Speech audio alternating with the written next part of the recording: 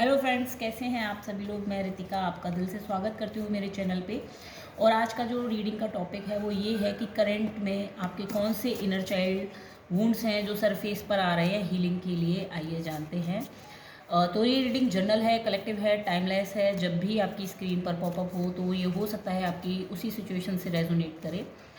और ये reading totally divine के अंडर है, यानी कि उन्हीं की गाइडेंस में हो रही है। तो प्लीज़ डिवाइन क्लियर आंसर दीजिए कि मेरे व्यूअर्स के कौन से इनर चाइल्ड के वूंड हैं जो इस समय पर सरफेस पर आ रही हैं।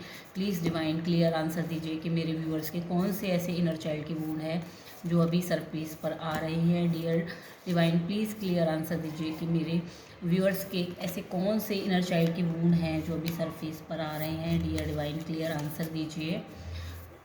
Dear divine, please clear answer दीजिए। प्लीज़ क्लियर आंसर दीजिए कौन से ऐसे वुंड्स हैं जो मेरे व्यूअर्स के इनर चाइल्ड के अभी सरफेस पर आ रहे हैं।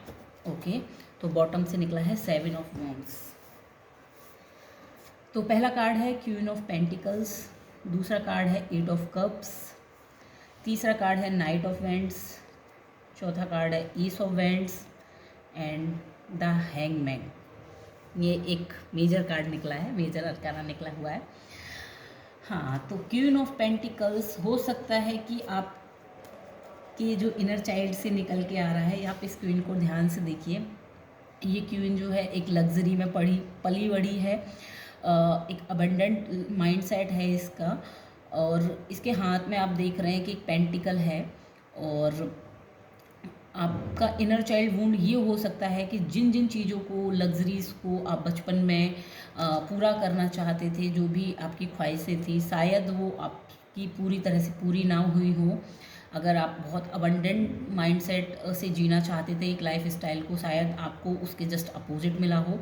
तो ये आपका एक इनर चाइल्ड वुंड बना है। अब जब आपको अबंडेंस अपॉर्चुनिटी मिलती है अबंडेंस क्रिएट करने की, तो शायद आप अबंडेंस नहीं क्रिएट कर पाते हैं।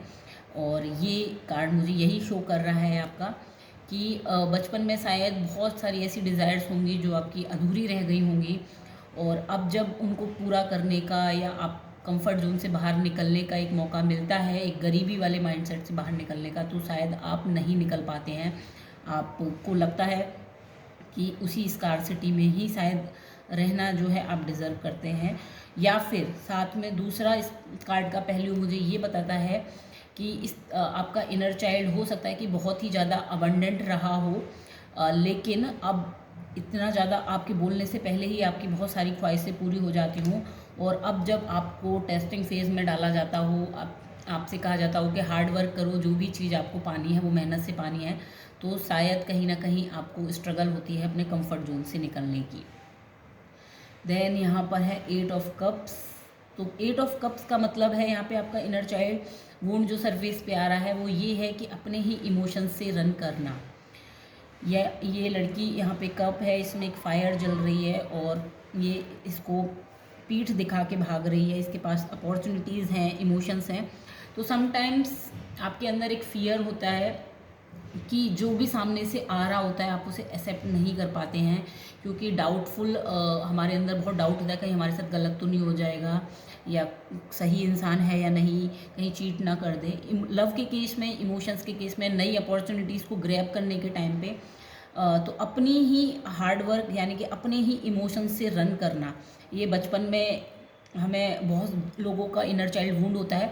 क्योंकि बता दिया जाता है कि अपने इमोशंस को ज़्यादा मत शो करो। जैसे छोटे बच्चे बात बात पर रोने लगते हैं तो उनके आंसुओं को सप्रेस किया जाता है, उनको डाइवर्ट किया जाता है।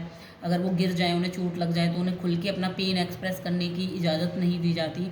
उनसे कहा जाता है कोई बात नहीं, चींटी मर गई, उठ जाओ। तो ये जो अपने ही इमोशंस को, और ख़ासकर लड़कों के लिए ये बोला जाता है कि लड़के नहीं रोते हैं, तो वो अपने पेन को अंदर ही अंदर रख लेते हैं।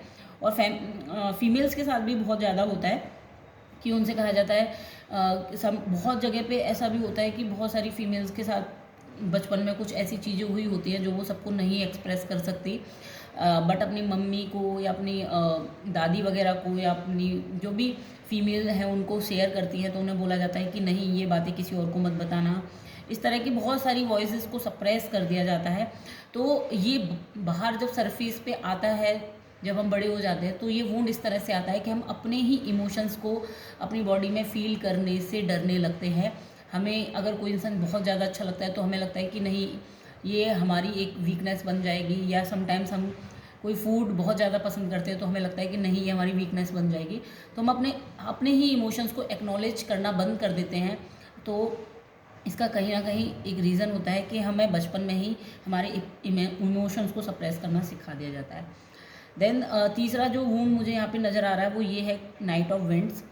इसका मतलब ये है कि एक हो सकता है कि आपको बचपन में ही ओवर रिस्पॉन्सिबिलिटीज़ डाल दी हों, और ये मोस्टली उन बच्चों के साथ होता है जो घर में बड़े होते हैं, उनके और छोटे भाई बहन होते हैं, तो उनको एज अ बचपन में ही एक मदरली वाली फीलिंग कि उनके बहुत सारे बर्डन के छोटे भाई बहनों का ख्याल रखना है, मैं रिस्पॉन्सिबल पर्सन हूँ, ऐसा माँ बाप भी बचपन में ही बोलना स्टार्ट कर दे कि तुम बड़े हो। हर चीज़ में उनका बचपन नहीं देखा जाता। जो भी बड़े किड्स होते हैं उनको बोल दिया जाता है तुम बड़े हो, तुम्हें रिस्पॉन्सिबिलिटी लेनी चाहिए, तुम्हें मेच्योरिटी दिखानी चाहिए। तो एक जो फ्री स्पिरिट वाली एक जो फ्रीडम होती है, तो वो कहीं ना कहीं आपके अंदर से मिसिंग हो जाती है इस इनर चाइल्ड वूंड की वजह से। और जैसे जैसे आप बड़े होते हैं टाइम के साथ, आप एक फ्री केयर फ्री होके अपने आप को इन्जॉय वाली सिचुएशन में, जब भी आप खुद के लिए टाइम निकालते हैं, इन्जॉय करते हैं चीज़ें जो आपको करना पसंद है, तो आप एक गिल्ट में चले जाते हैं क्योंकि आपको लगता है कि मुझे मेरी रिस्पॉन्सिबिलिटीज़ पे ज़्यादा फोकस करना चाहिए बजाय इन्जॉयमेंट के।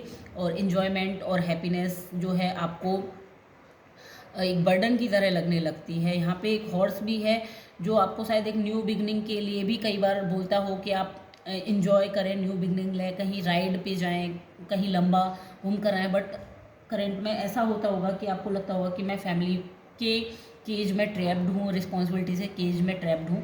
तो ये आपकी इनर चाइल्ड से ही रिस्पॉन्सिबिलिटीज़ का बर्डन का जो एक वुंड है वो चला आ रहा है, इसलिए आप करंट में अपनी फ्रीडम को, अपनी जॉय को अच्छी तरह से इंजॉय नहीं कर पाते हैं। देन यहाँ पर है एस ऑफ वेंट्स की एनर्जी। तो एस ऑफ वेंट एक नई शुरुआत के लिए कह रहा है। जब भी कभी आपसे ये कहा जाता है कि एक अपने हार्ट को ओपन करके एक फ्री स्पिरिट की तरह आप अपॉर्चुनिटीज़ को ग्रैब करें, लीप ऑफ फेथ लेके कोई भी नई अपॉर्चुनिटीज़ को बिना फियर के एक्सेप्ट कर ले, या कोई नया लव रिलेशनशिप आ रहा है आपकी लाइफ में, या कोई नई कैरियर अपॉर्चुनिटी आ रही है, या कोई नया कोर्स आ रहा है, या कोई भी नई चीज़ आपके सामने आ रही है, तो आपको डर लगता है। फियर ऑफ चेंज का आपके अंदर एक डर बचपन से ही है, क्योंकि हमें बचपन से ही बता दिया जाता है कि नई चीज़ों को चेंज नहीं करना है, जैसी हैं। हमने देखा है बचपन में ही हम बहुत बार देखते हैं कि हमारे पेरेंट्स सेम पैटर्न में ही, लूप में ही फंसे रहते हैं।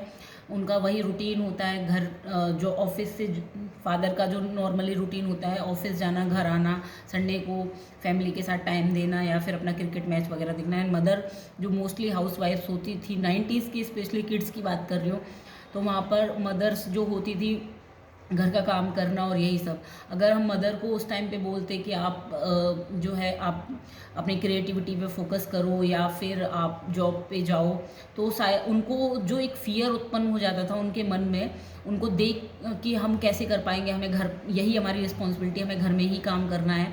तो वो जो फियर है, कहीं ना कहीं चेंज का फियर जो है हमारे इनर चाइल्ड में, उन लोगों को देख के, हमारे पेरेंट्स को देख के, हमारे दादा दादी को देख के, या जो भी हमारे आसपास होते थे, ये एक फियर ऑफ चेंज हमारे अंदर as a inner child wound अंदर आ जाता है। देन है हैंग्ड मैन। अब हैंगमैन का यहाँ पर ये है कि आप जो सिचुएशन को सीधा करके आप देख सकते हो, बट आप किसी भी सिचुएशन में झूलते रहते हैं। ये आपके बचपन से ही ऐसा आ रहा है कि कोई भी क्लियर आंसर किसी आउटकम पे जब भी आप पहुंचने का सोचते हो, तो आपने देखा हो कि बार बार यही कहा, अच्छे से सोच विचार कर लीजिए, हर चीज़ को बार बार ओवर थिंकिंग में डालना, अच्छे से डिसीजन ले लो, ऐसा नहीं हो कि आगे जाके प्रॉब्लम हो।